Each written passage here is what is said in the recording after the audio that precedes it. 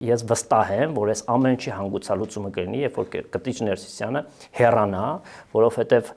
հիմա մենք ունենք ճգնաժամ, եւ այս ճգնաժամը ես մոտավորապես նմանացնում եմ 2018 թվականի ոչ բռնի Թավշյա հեղափոխության այն հատվածին, որ արդեն մի վիճակ էր ստեղծվել, որ հանգուցալուծումը միակ Սերժի հրաժարականն էր։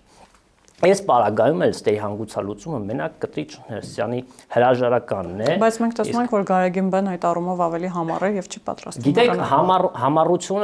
համառությունը ժամանակի բնույթ է կրելու եւ այդ համառությունը, եթե ի վնաս է եկեղեցուն, ի վնաս է քո ժողովրդին, այդ համառությունը գլուխ գովալու բան չի։ Հանգուցալուծումը մենք բոլորս է գիտակցում ենք, որ դա է լինելու։ Եվ եթե դու կարող ես դու քո որոշումով օգուտ տալ քո եկեղեցուն, քո ժողովրդին, կարծում եմ օր առաջ այդ որոշումը պետք է կայացնես։ Իսկ ինչ վերաբերում է ինչ եմ ես այդ կարծիքին եկել, գիտեք,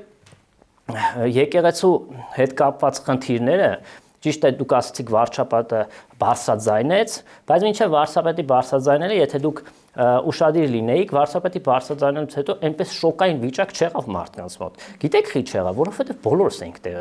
տեղյակ այդ խնդիրներից։ Թե նրա մասին, որ Կտիչ Ներսիսյանը զավակ ունի, թե նրա մասին, որ վատ բարքեր են տիրում եկեղեցում, ուղղակի որպես